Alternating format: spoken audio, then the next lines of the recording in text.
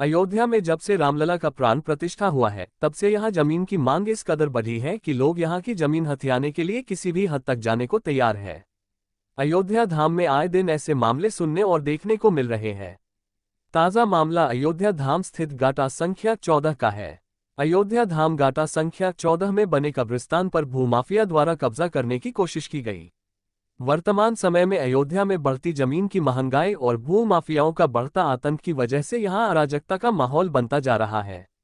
इसी क्रम में अयोध्या के रानोपाली के निकट गाटा संख्या 14 में स्थित कब्रिस्तान की जमीन को माफियाओं द्वारा जबरन कब्जा करने की कोशिश की गई। अयोध्या प्रशासन द्वारा उन्हें मौके से हटाया गया और अवैध कब्जा पर कड़ी कार्यवाही करते हुए इसकी रोकथाम के लिए उचित कदम उठाए गए और मामला को शांत कराया गया।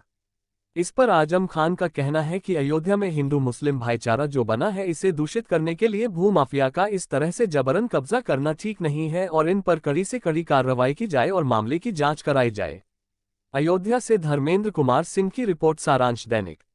और यहाँ ईदगाह के ये कब्रिस्तान दर्ज है। इस पे कुछ लोगों ने जबरदस्ती अभी सुबह 8 बजे 250-300 लोग बस्ती से आकर इस जमीन पर कब्जा कर रहे हैं। और ये दरअसल कब्रिस्तान है, जिम्मेदार यहाँ के सक्सेना है, सर्वेश कुमार सक्सेना जी। उनका भी पट्टीदारी मुकदमा चल रहा है इस पर, और इस पर स्टे भी है माननीय न्यायालय। लेकिन ये ज़बरदस्ती आकर बस्ती के कुछ लोग हैं, उन्होंने कहा हम बैनामा लिए हैं, उसी आधार पर यहाँ आकर कब्जा कर रहे थे।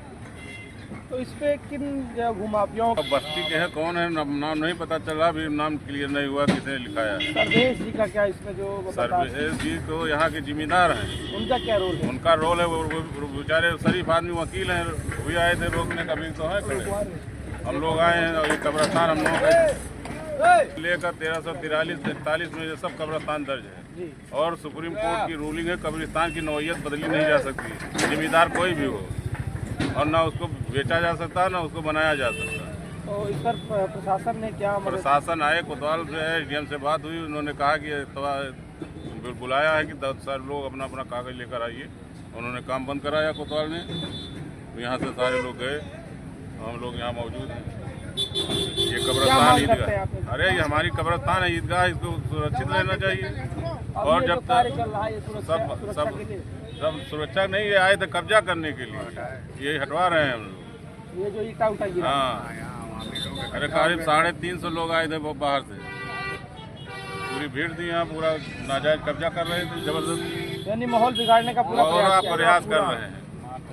अरे आप न्यायालय जाइए, न्यायालय से आपको जो भी रिलीफ मिले, आप दोनों पक्ष आवे, बात हो, तब आप कोई चीज हाथ लगाएंगे, जबरदस्ती आप कब्जा कर लेंगे आदमी के बल पे, यानी जबरियन कब्जा कर रहे थे।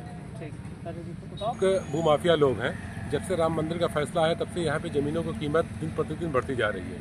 उसी को देखते हुए भूमाफिया अपनी पूरी कूटनीति दस्तावेज तैयार करके कब्रिस्तान पे, ये देखिए पक्की कब्रें हैं, इसी के बगल कच्ची कब्रें हैं, कुछ कब्रों को ये रातों रात खोद करके और इस पर कब्जा करने की कोशिश कर रहे थे, जिससे आपसी सौहार्द यहाँ का बिगाड़ने की पूरी तरह से प्रयास किया जा रहा है। जो यहाँ की आबो हवा हिंदू मुस्लिम एकता का भाईचारे का बना हुआ है, उस आबो हवा को, उस भाईचारे को ये लोग खत्म करने की पूरी साजिश रच रहे हैं। और इनके ऊपर अगर कार्रवाई नहीं होती है तो ये आए दिन इस तरह की हरकतें करके ये माहौल को दूषित करते रहेंगे।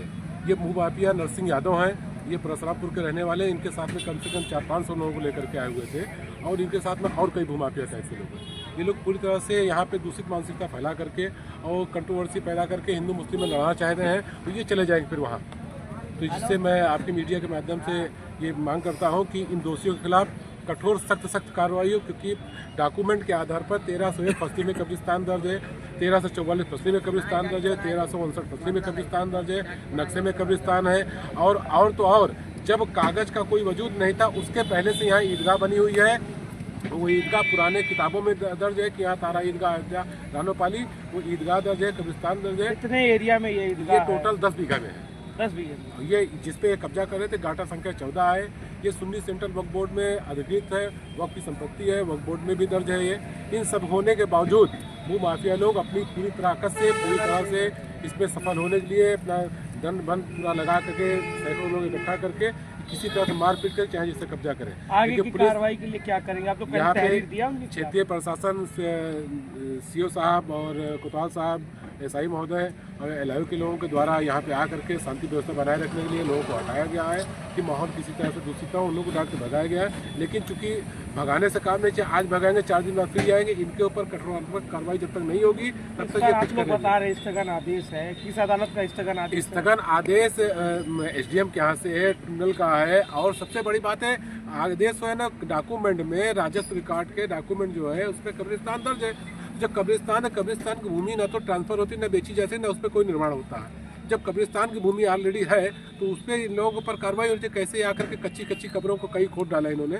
अभी उधर लाइन के इधर बगल में पक्की कब्रें हैं, इनको भी खोदते, तो इससे माहौल को दूषित करने का प्रयास कर रहे हैं। तो इसको लेकर के आप लोग इसको लेकर के एसडीएम साहब से फोनिक वार्ता हुई है और एसडीएम साहब ने परसों बुलाया है, लेकिन चूंकि राजस्व के अधिकारी वही हैं, पेपर के लिए बुलाए हुए हैं, लेकिन इन लोगों ने जो हरकत की है माहौल को दूषित करने का, इसके ऊपर मैं चाहता हूँ कार्रवाई इन लोगों के खिलाफ। क्या आप तहरीर देंगे? अभी मैं तहरीर दूंगा।